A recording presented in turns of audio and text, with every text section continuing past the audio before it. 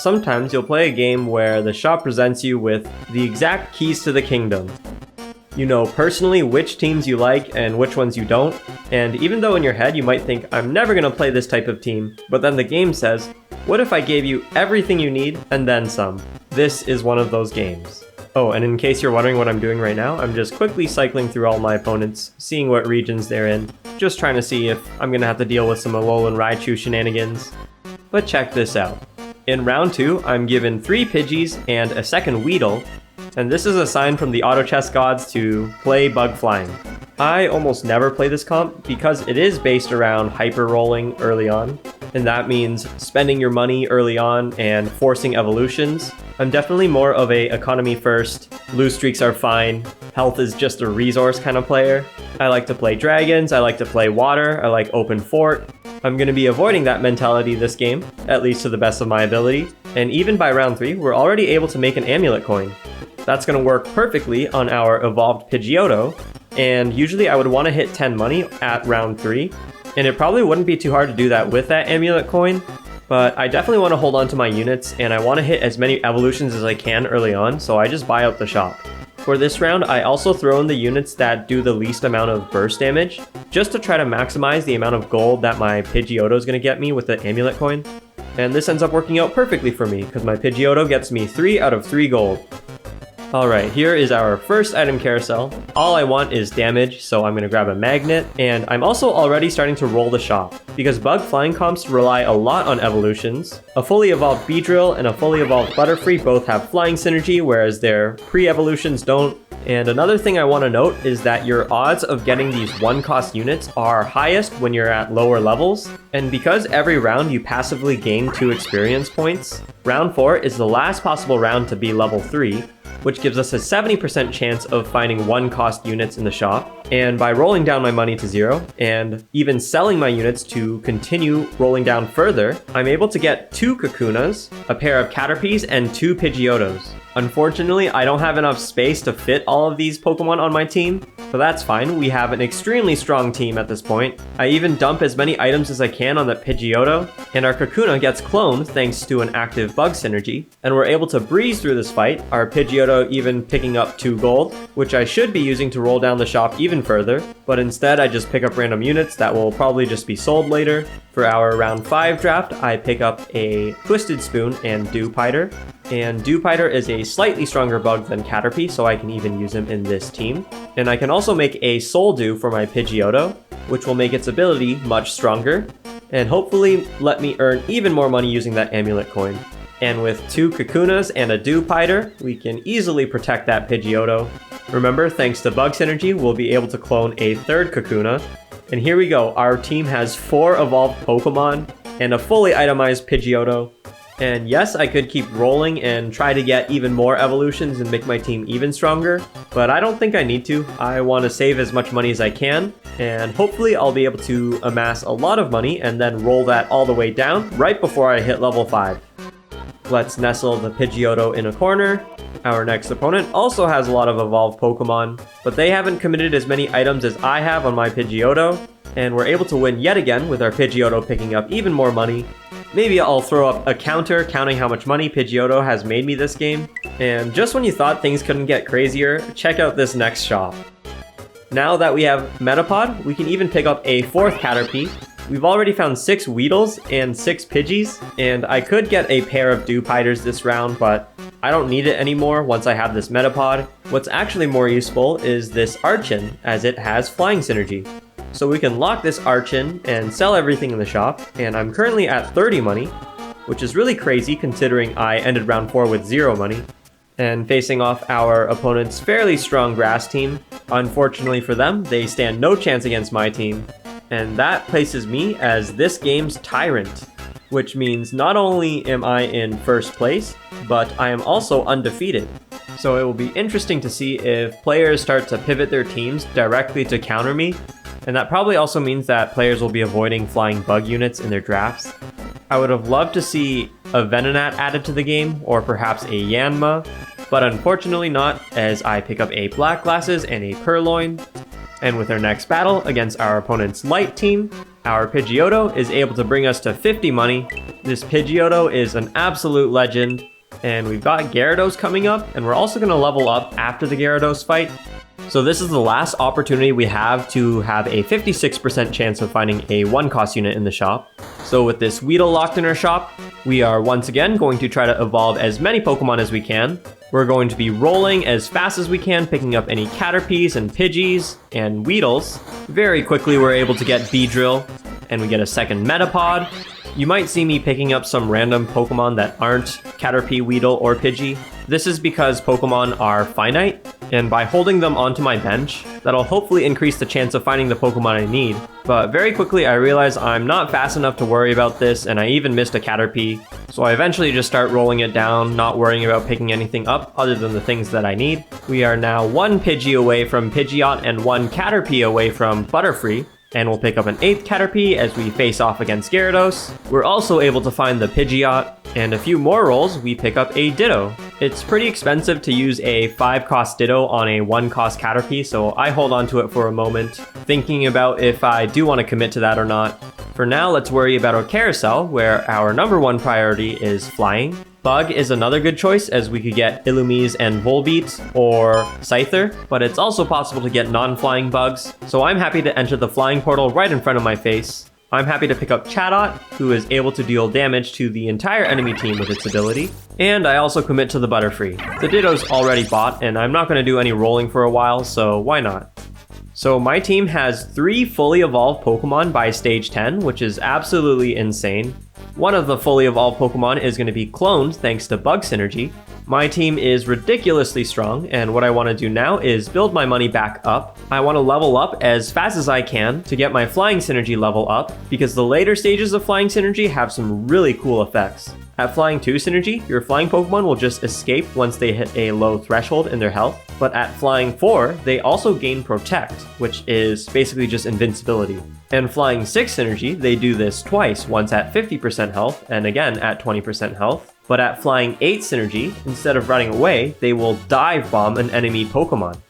And here we go, we're facing off our opponent's Dragon team, and despite having a fully evolved Charizard, our fully evolved Beedrill, Butterfree, and Pidgeot are just way too strong. My team is able to do more than double my opponent's damage, and we're gonna see how long we can keep this win streak going while we focus on our economy and leveling up. In our next Pokemon item draft, I'm lucky to find a bug flying Pokemon in Nincada. Unfortunately, it comes with a not so useful fossil stone. Hopefully I can figure out some way to make use of it, but overall it's really nice to be able to add a bug and flying unit to the game. We'll be able to have Flying 6 Synergy as soon as we hit level 6, but for now we can just swap in the Nincada in place of the Archon. And for our next opponent, another Grass Floral team, and we just do way too much damage for our opponent to have a chance at beating us. And our Pidgeotto, now Pidgeot, continues to be amazing, and we'll continue our dominance with another round 1. With the next item carousel, I have to go dead last. I'd really like to make a Pokenomicon and give that to my Chatot, but when you're in first place for carousels, you kind of just have to take what you get. That's going to be a Mystic Water for me. With a Mystic Water, I am able to make a Blue Orb, which is a nice item for a backline unit. And if I am able to eventually get that Pokenomicon, it's a great combo item for it. And we're finally back at 50 money, which is very nice. And it looks like our next opponent is in the midst of pivoting. They've got a splash of light synergy, a bit of fairy synergy. Overall, not too worried. As we know from the last video, Mawile is awesome, but not awesome enough to beat our current team. And in the next round, I'm finally able to get to level 6. That allows me to get up to Flying 6 Synergy. That's definitely a huge boost in power for our team. We can see our flying Pokemon zipping around, escaping danger when they need to. They're able to effectively drop aggro and spread the damage they receive around. And we're not only able to win the round, but almost the entire team was able to stay alive. Alright, in this round, I decide to shove all my Pokemon to the right. No real reason for doing this right now, but I just like the way that looks better. Thankfully, flying comps are not too hard to position. Just some basic frontline, backline, group them together, unless your opponent's team forces you to spread them out. And make sure that your bug clones are able to spawn somewhere where they're able to effectively contribute to your team. For me, that just means putting my Beedrill on the left, ensuring that it will spawn on the front line of my team. And now we'll just speed through our Mewtwo and Mew battle. We get a Magnet, which is whatever. but I'm also able to grab a Miracle Seed, which is one half of a Pokénomicon. I'm also able to get up to level 7, and that means I can put in one more Bug unit, and that gives me Bug Force Energy. And the real nice thing about Bug Synergy and Flying comps, any cloned Bug Pokemon that also have the Flying Synergy, they also get to benefit from the effects of an active Flying Synergy. So you can imagine, once we get to Flying 8 Synergy, that's going to be a lot of extra dive bombs. And forgive me right here, I'm just quickly checking the wiki to see if Vespiquen has Flying Synergy. And despite literally being flying in the air, it does not have Flying Synergy. But obviously that's for the best in terms of balance. And yeah, with 2 cloned Pokemon, there's just nothing our opponent can do. They do have a Rock Ground team, which in theory should be able to beat Flying Synergy, but we're just so far ahead that they don't stand a chance. And yeah, as long as we keep winning, we'll just keep dumping our money into experience. Our next spike in power is going to be that Flying 8 Synergy, so we'll keep working towards that. Our next opponent is working on a field team, and take a guess who wins this round? In the wise words of a 90s boy band, it's gonna be me. Alright, item carousel. I would love a Twisted Spoon.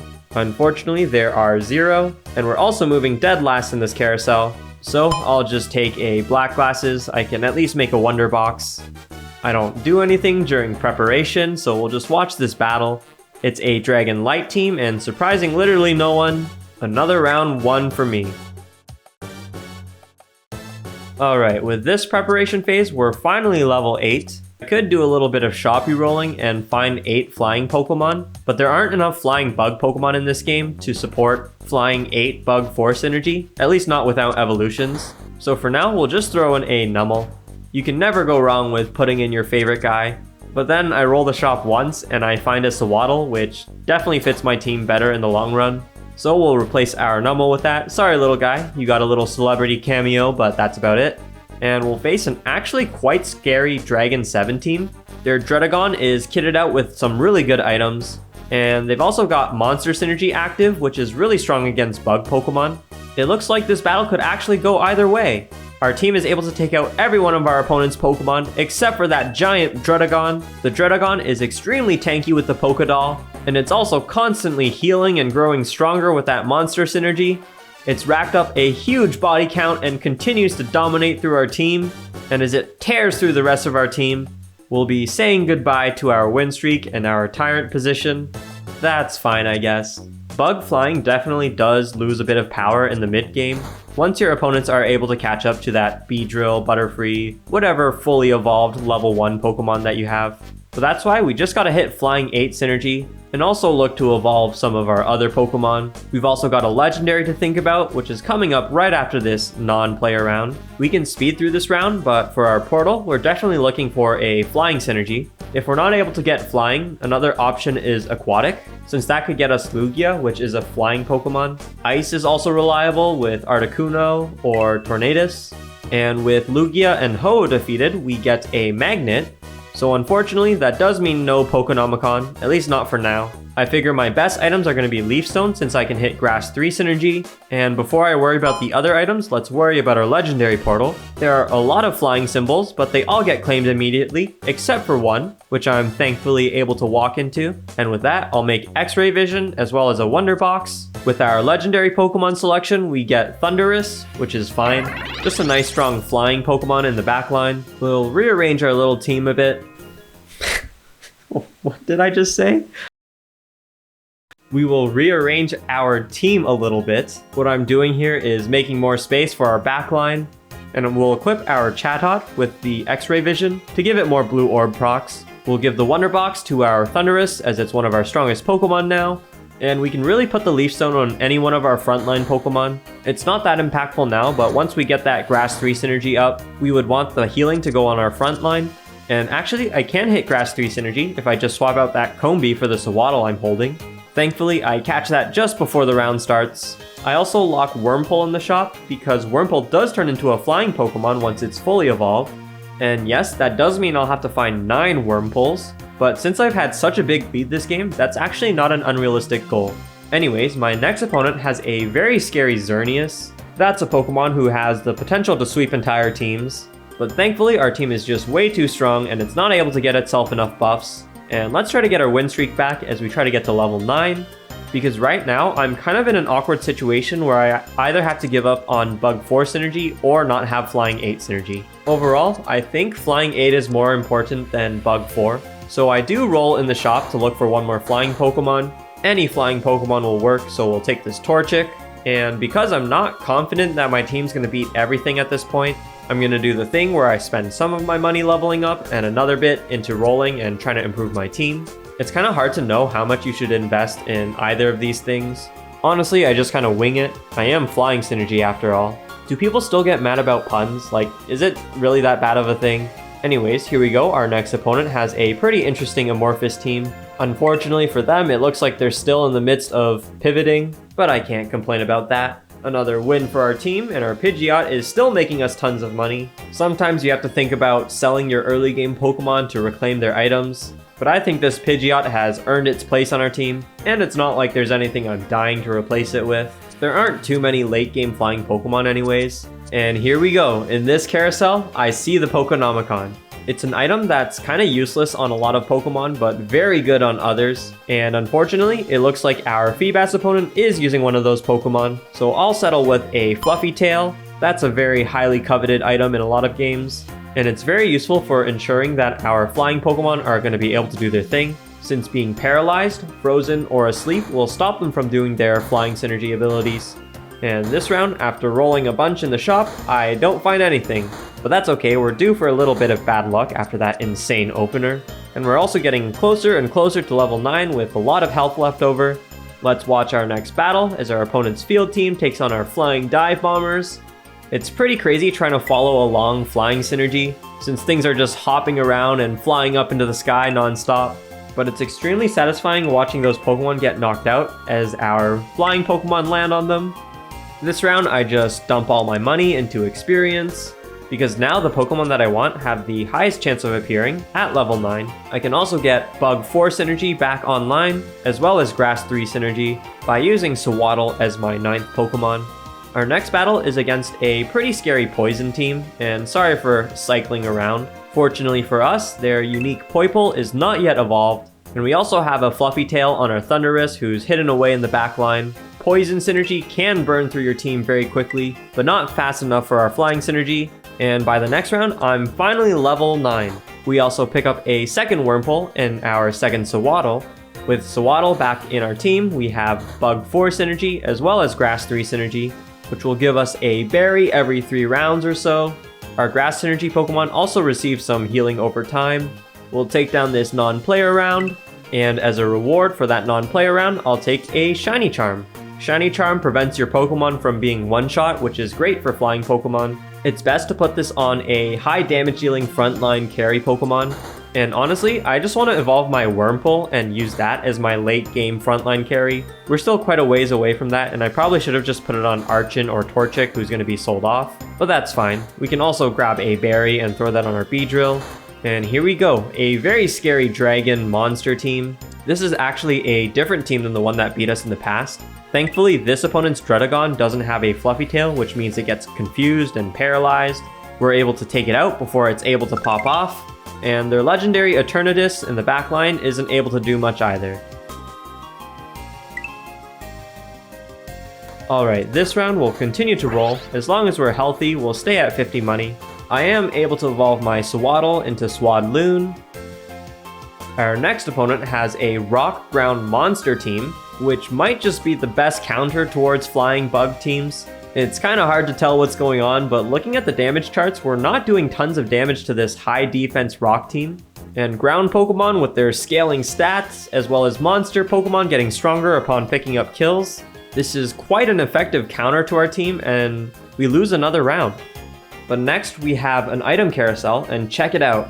The exact item that I want, and it also looks like none of my opponents want it. It also happens to be something that I need to counter a high defense rock team, since the Pokénomicon is able to apply true damage dealing burns, and it's going to fit perfectly on our Chatot, who's able to damage the entire enemy team. So that means Chatot is now going to be burning the entire enemy team, and in this shop we're finally able to evolve a Wurmple. The shop icon shows Silcoon, but we're actually in a region which will give us Cascoon, and once fully evolved, it will be Dustox, which is actually pretty good for us because Dustox is also really good at applying poison to an entire team. That's another source of true damage and very helpful for taking down a tanky team. So now, pretty much to perfect my team, I just need that Dustox. I also want to evolve my Nincada. Pretty crazy I haven't found a third one at this point. But anyways, our next opponent's poison team puts up a pretty good fight, but it's not able to outdamage our flying team. Check out our Chatot applying burns to the entire enemy team. I got a fun narrative here. Chatot is a parrot that's able to speak, and let's pretend that its burns aren't physical burns, but like verbal mocking, mental burns. Like a D&D character casting vicious mockery, and the Pokenomicon that it's holding is actually just a dictionary. Yeah, anyways, check it out. We got a Cascoon, we've got a 4th Wurmple, another non-player round coming up, and there's also only one more player left. Unfortunately, it is that rock ground monster team that does have a chance of beating us. Let's see what we can pick up from our next non-player round. Some interesting choices here. I end up going with the Smoke Ball. I don't know for sure, but I'd like to think it pairs nicely with the Shiny Charm and Flying Synergy. Just another way to make squishy Pokemon a little tankier, and give it another way to escape death. I decide to roll a little bit below 50. We're able to evolve Nincada into Ninjask, which also gives us a Shedinja. Super cool little individual Pokemon mechanic. Unfortunately, Shedinja doesn't really fit our team, so we'll just sell that immediately for an extra 4 gold. We have a second Cascoon now, and we also evolved a Combuskin. And here we go, let's see how our team does now. With our Chatot slinging burns and insults, our opponent is a little bit prepared for that with its Rune Protect coming from its Cleanse tag, but Chatot is still able to apply its burns. It's doing a lot of true damage and it almost takes out a lot of Pokemon, but in the end that defense is just too much. But check this out, while that battle was going on, I continued to roll through the shop. I found another Wurmple, and I was also able to find one more in the shop. I had to lock it as I ran out of money.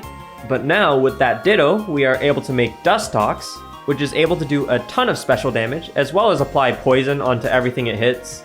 And Dustox is also going to be cloned since it is my strongest bug Pokemon now. And let's see it in action in what may or may not be the final battle. And flying synergy battles are impossible to commentate, so let's slow things down.